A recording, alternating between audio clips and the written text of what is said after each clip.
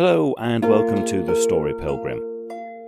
Now, I've consciously taken out the episode number, because it doesn't matter, does it? But I don't think so. Well, anyway, we shall see. Now, before we get on, if you haven't already followed this podcast, liked it, rated it, reviewed it, please do so at your peril. No, that's not right, is it? No, just, it'd be great if you could. Thank you. Phoenix, Arizona. Now, some would say it's the golf capital of the world, the spring training central. Yeah, that's a baseball reference. Gateway to natural wonders, hotter than the sun, and many, many more. As you know, I love to hike. I love nature, and Phoenix, Arizona has great hiking and a heap of nature. Now, it was Christmas Eve, it was warm, and this morning I got up particularly early to make a relatively steep hike. Now, I should apologise for the heavy breathing.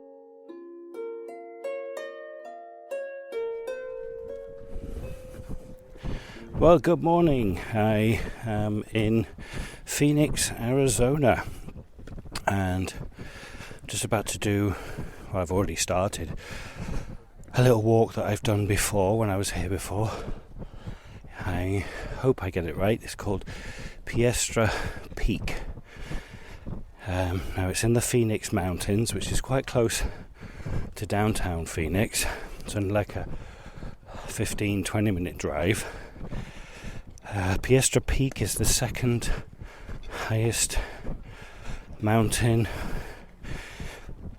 in the Phoenix Mountains, the first being Camelback Mountain. Most people walk up Camelback, but it's 5:15 in the morning and it's pitch black, and we're walking up this to see the sunrise. Now, it's also the third largest peak in Arizona, and Piestra, it's named after the first female Native American who was killed in action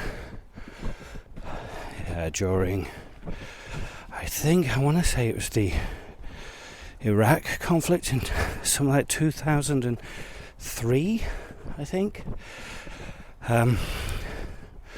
So quite a fitting monument to a brave woman who was serving her country, and literally her country. So yeah, we're going to walk up it. It's only should take us about an hour. Sunrise isn't till 7:29 today, so long as we're up there. It's a very popular route, so very popular to come up for the sunrise, and it's Christmas Eve, so maybe this is like a Christmas tradition for some people. I'm not sure it will become our Christmas tradition, but there we have it. So I'll check in with you later. This reminds me of my Table Mountain climb, although Table Mountain was much more than this. I mean, it was warmer, it's a lot more longer, and would it be steep? Yeah, definitely steeper in places, but just as challenging, and certainly gets your heart rate up and moving. Sun is it's only 6:35. Sunrise isn't till 7:29, but you can already see that orange glow, the day being prepared by the sun. So it's still like 50 minutes before the sun is up, but you've got that wonderful orange glow going through yellow, green to blue, and it's a very clear night, so I can see the North Star very, very clearly. And then there's a factory down in the Phoenix Valley that's churning out some sort of smoke, but the smoke is rising and then seems to hit a level of some sort and then just sort of like mushrooms out. So it's as if the smoke is not being allowed to go above a certain height.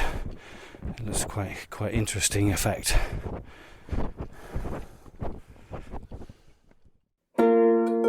My heart was certainly working overtime during this morning's hike, but it certainly was worth it. The views were already stunning. Light was beginning to creep in, warming the night into the day, producing all colours of the spectrum.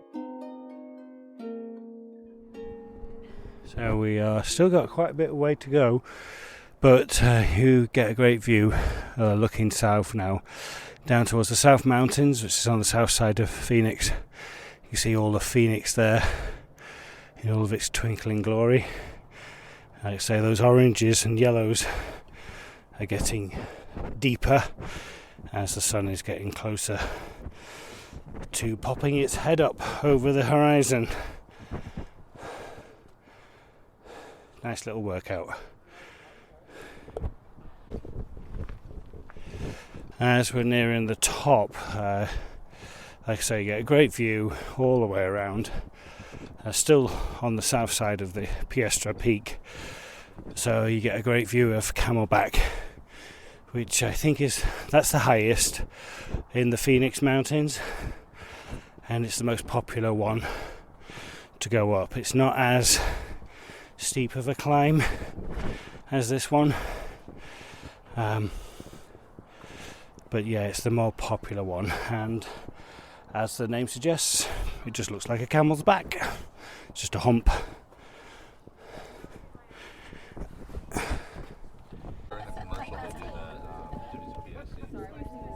So we have made it to the top, and Ken is up here. He's a Japanese gentleman that's walked up this peak every day for about the last 3 years or something like that, and you might be able to hear in the background him playing his flute.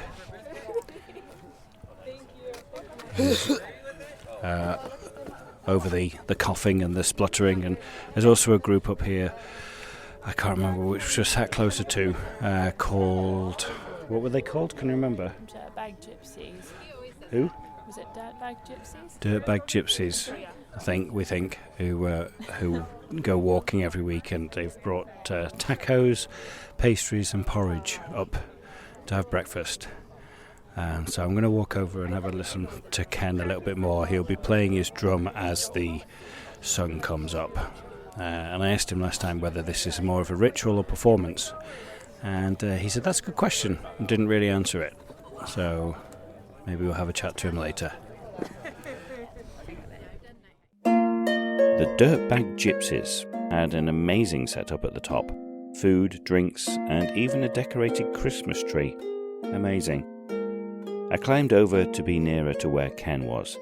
Ken Koshoyo, Japanese, but he's lived in America for quite a while now.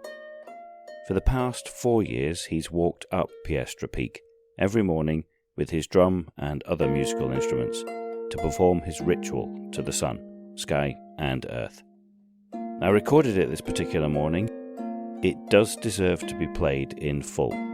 So sit back, listen, feel, imagine the sun coming up to this accompaniment from a person who is truly in tune with the environment, its importance and power.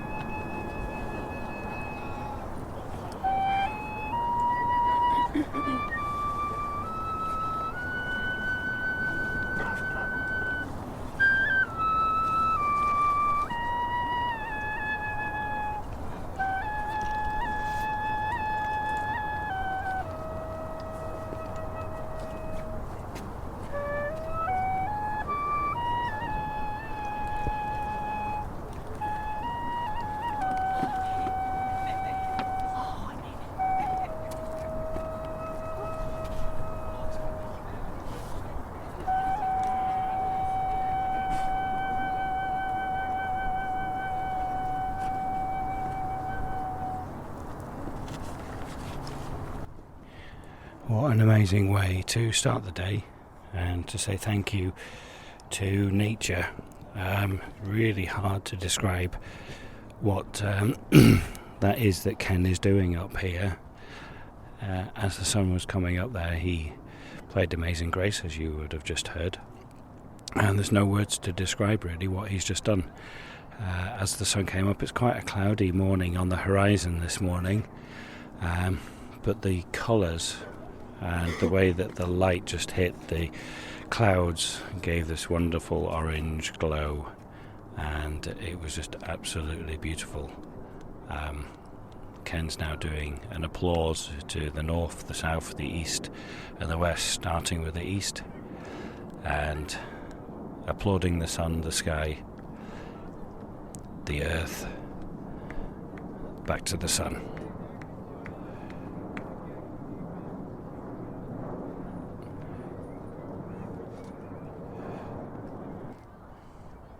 But as you look around, you can see the sun hitting the surrounding mountains that we have, and it just gives that warm, reassuring glow. Very special. It was an extraordinary moment. A moment that will stay with me for a very long time. One that can't really be replicated on here, or ever. The next time I do go up there, if there is a next, I'll be a different person. Maybe more connected, I hope. I went and thanked Ken. I asked him, is this a ritual or a performance? I mean, in me, it's more like a personal and a prayer ritual. Yeah. But for all of them, Yeah. I'm an entertainer. So Yeah. I know how to share with people. To share with people. Yeah, so that's a different way to explain. Yeah. But because, to be honest, like a monks, whoever, like even like, the Dalai Lama, Yeah. his icon to share, Yeah. his kind of or their way of the love and peace. Yeah. But from some people, different way to see. Yeah. They just want like a commercial. Yeah. Or they just want to have tacos. Right, exactly. So again, so having tacos itself is also really important. But Yeah. if you want to have something sacred, Yeah. it's a little different. Exactly. Right. Exactly. So I think what you do, maybe for yourself, but still, if it's in published or in public, still you have that kind of your way to communicate with outside of you. Yeah, definitely. Yeah, because if you utilize some, even my case, melodies or some beats, your case, words, or any, different kind of, even languages. Yeah. English, French, Japanese. Yeah. People feel differently. Yeah, exactly. So. Yeah. No, it was a beautiful morning. No, it is beautiful. Great advice. What you do for yourself is important. Everything has a purpose. I'm so grateful and appreciate all that Ken does. We headed off back down the peak. On this trip, I had some company. My better half, Lucy. How was that? Yeah, that was intense. But yeah, absolutely worth the sunrise at the end. That was amazing. And I am not an experienced walker by any means. And for me, it felt like a real mental challenge, I would say, particularly going up. Just having lots of thoughts of thinking, I can't do this. Really, really struggling. Not even really physically, just mentally. Physically as well, but I think my mental state was really holding me back and making me doubt what would be possible. But yeah, feeling very accomplished. How do you feel now after you've done it? I feel really I feel really good. Glad you did it. Yeah, we're so glad I did it. I think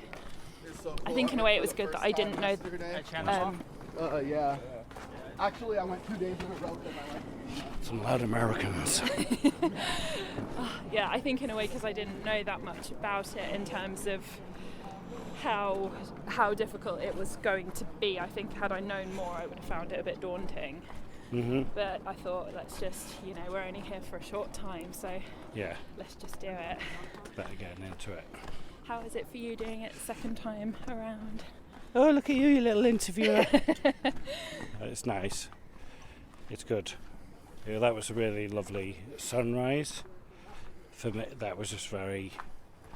The first time I came up, and I knew that Ken was going to be up here, I was just like, why would you do that? Why would you come up and spoil people's experience? Mm-hmm. I felt like he was imposing his agenda, because I've talked about that before, on other people, but very quickly on experiencing it the first time, I was just like, oh no, this is cool. Mm-hmm. And this time I kind of didn't have that initial, why are you doing this? I was just like, okay, I knew what to expect. So I was like, okay, this is going to be cool. And then as the sun, he times it perfectly. He started playing Amazing Grace just exactly as the sun, you could see the sun, and even it wasn't coming up over the horizon, it was coming up over the bank of clouds. I and think it was what very... that does really adds to it.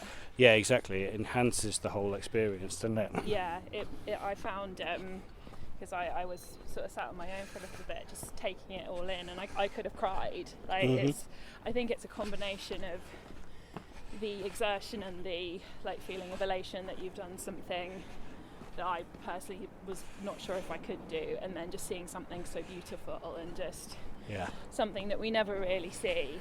Yeah. And in such an amazing place. But it happens every day. Yeah. We don't necessarily can be in there with it, but for the last 4 years he pretty much has done it every day. Yeah. But yeah, it's there every day. This thing happens every day. And we're lucky enough to be able to experience it just this one time, one day, Yeah, you sort of wonder how he feels about it, having done it now so many times. Is it still special for him? Does he still get the same feeling when he does, when he goes through the ritual of doing it? We have driven up to Sedona, and we are in Red Rock County, and you can absolutely see why it is called that. We have parked the car up, and we're not on the actual proper trail yet. We're walking up to it, and the ground is very clay, very red, hence red rock. The mountains around us have layers of red rock and more whiter rock, and we're walking up a riverbed, which is just solid red rock. It's absolutely stunning. Epic, I think was the word that Lucy used. And again, I will be blogging about this, and there'll be photographs on there of this. But with the contrast of the blue sky and the red rock, and then there's so many different types of trees and cactuses, it really is it is epic, isn't it? You can speak. Oh, you want me to say? Yeah, no, it's amazing. It's really you can imagine the water coming down here, can't you? At the steps. Yeah, you can see the route that it would take. Yeah. And then there's these trees which have a very bright green. Not actually sure. We're not on a trail here. We're just sort of kind of walking, careful of the cactuses. Kind of walking. We can see the trail up there. There's people walking along it. We haven't kind of hit it yet. I don't know if we're walking along animal tracks. I mean, that would go up the river. We need to get up there somehow. So we're going to cut around. Because the official car park only had, I don't know, maybe like 30 or 40 car park spaces. So it's midday. So it's very full. So we've parked up on the main road and find ourselves. I think we've hit this riverbank, and that's kind of throwing us off our trail.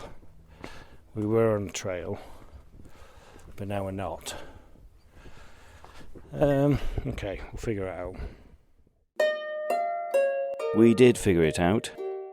How do I describe Sedona? Epic is a good word. A red rock sanctuary where a mystical energy and natural beauty converge. We were deep into a landscape that was unfamiliar to us.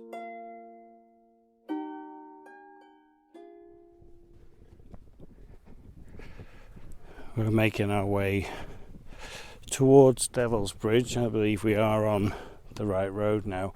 And these trees are just stunning with there's one here, it's like almost fluorescently yellow into the bark. And how it strips away, the silver bark stripping away. And the other one's very silver bark pulling away from the redness of the tree, which obviously is taking the minerals from the ground, causing its colour. We have a way marker. So here we go. We've got several different places that we can go to. Devil's Bridge via road, Devil's Bridge via trail, chuck wagon. So do we want to do Devil's Bridge via trail, yeah? You reckon? So. So that's that way. Yeah. Where are you going? What's it say? Okay. Where are we? Where's the we are here? You are here. Oh, we could be anywhere. Chimney Rock, Dry Creek, Red Rock, Secret Mountain Wilderness, Devil's Bridge. So I think we're somewhere up here, Devil's Bridge Trail. Morning! But it feels like you're walking through somebody's garden. It just feels very well cultivated. The trail this is obviously a very popular trail, so it's very clear, and there's a couple of mountain bikers there that just went past us. So, but immediately off the trail, it's all it's the desert, isn't it? So there's not much, there's a lot of growth, but there's not much in the middle. So you get tree, earth, cactus, rock, wiggly stuff, other stuff.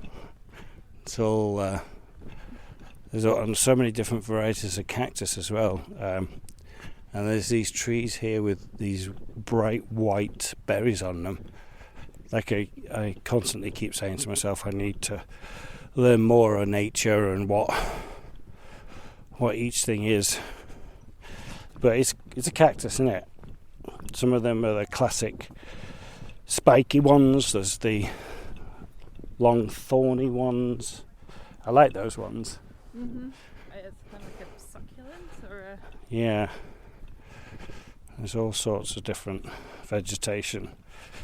And I'm sure there's little mammals running around, snakes and stuff.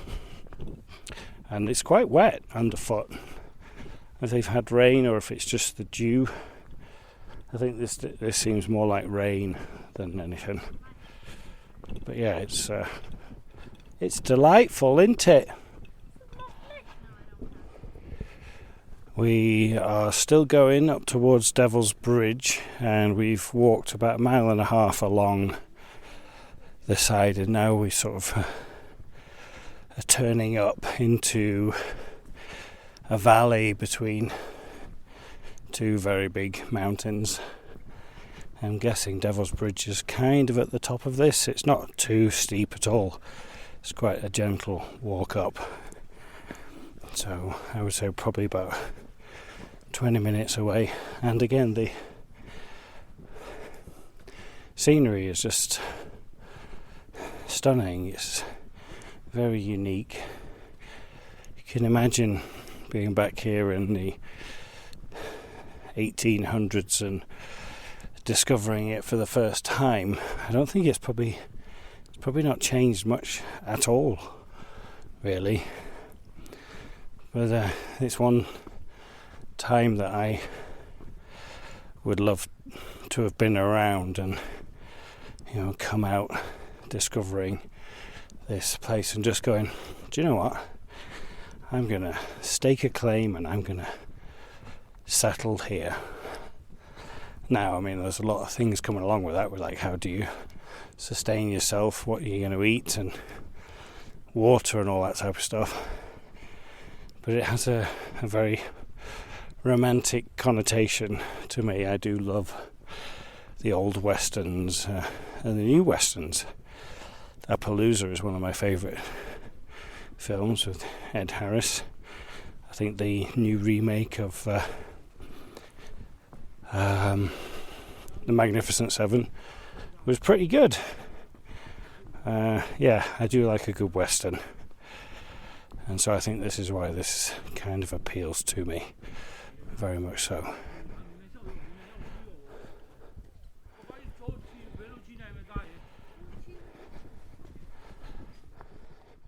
So I've just been really today, as I've been walking up to Piestra Peak, and as we're on nearly there now to Devil's Bridge. Haven't really spoken about a theme, but what I spoke to about with Ken regarding a ritual, etc. We're right here now. We're right here. It's right here. And rituals, habits. What would you call it? What do you call that?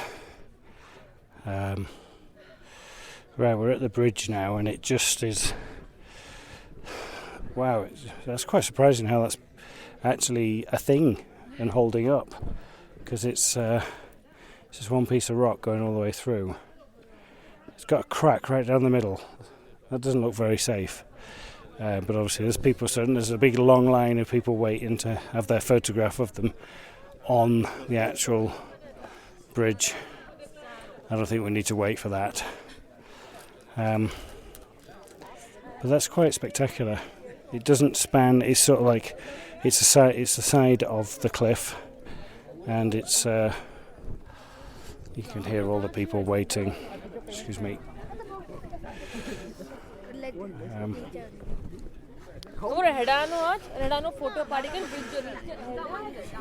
You can it's just sort of falling away. That's all there is to it, really. It's pretty cool. Down to the forest below, it's probably about 100 feet or so down there. But yeah, that's pretty impressive. But yeah, talking about rituals as I'm stood up here, in habits and what you might have or might not have in your life. I'll take a picture of it. I don't know if you can actually, it's hard to tell actually if there's an actual bridge there.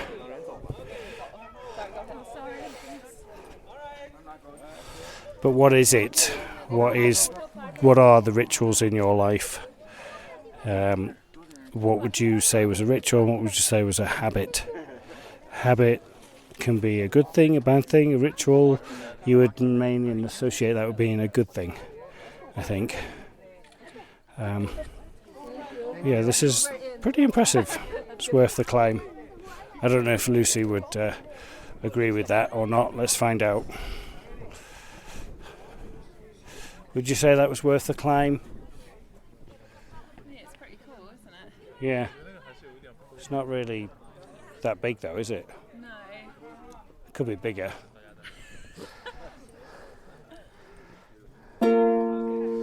Camera's over this way. What's this? I don't know what this thing is with people taking photographs of themselves looking at whatever it is that they are. It seems to be an Instagram thing where they turn around and show their arse. It's like, what are you doing? What are you doing? Oh dear, Darren. Oh well. Piestra Peak, Sedona, Devil's Bridge, Arizona, and Ken. What a Christmas Eve. Amazing. It was a long, exhausting, hike-filled day, but one that will stay with us, for a long time. I'm so lucky to be able to experience days like that. I can only encourage you to find days like that for yourself.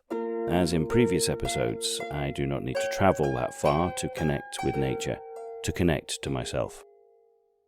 When I say keep listening, please keep listening. Thank you for listening to The Story Pilgrim. It was written and produced by Darren Hill. Original music by the amazing Anya Backer. For more information about The Story Pilgrim, please check us out on all social media.